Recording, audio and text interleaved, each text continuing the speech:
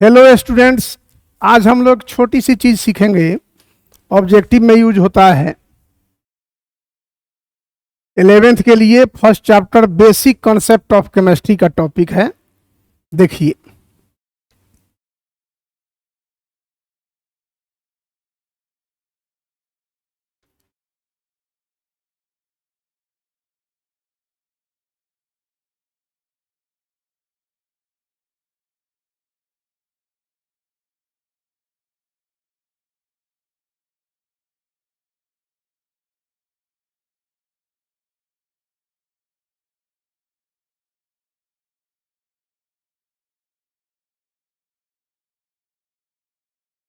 मोल दिया रहेगा किसी सब्सटेंस का, किसी पदार्थ का मोल दिया रहेगा और मोल ही किसी दूसरे चीज का पूछेगा।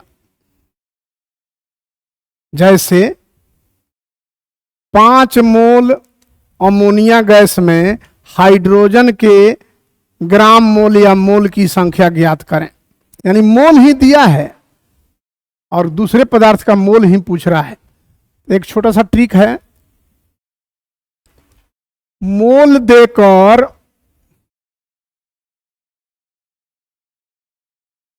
पूछे मोल, दिया है मोल और पूछेगा भी मोल।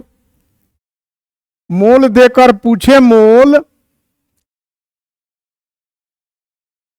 उस तत्व की संख्या से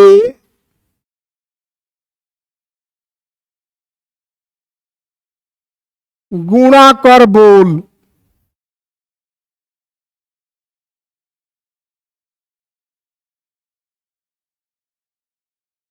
यानी देगा मोल और पूछेगा भी मोल, किसी दूसरे पदार्थ का मोल पूछेगा। तो मोल देकर मोल ही पूछ रहा है, तो केवल उस तत्व की संख्या से, फॉर्मूला में जितनी संख्या उससे गुना करके बोल देना है। जैसे 3 मोल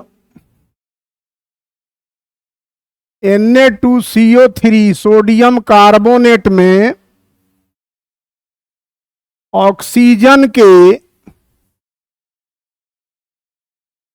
ग्राम मोल की संख्या ज्ञात करें।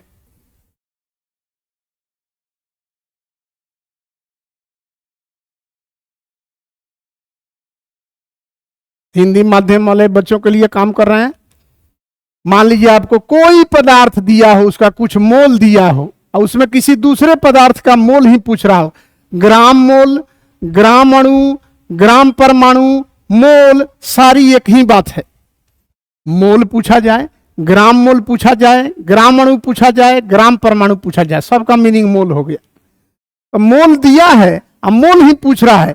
लेकिन Na2CO3 का मोल दिया है और ऑक्सीजन का मोल पूछा जा रहा है। तो इसमें ऑक्सीजन की संख्या कितनी है? 3। 3 से इसमें गुना कर दीजिए, 9 मोल, 9 मोल हो गया। ऑक्सीजन के मोल की संख्या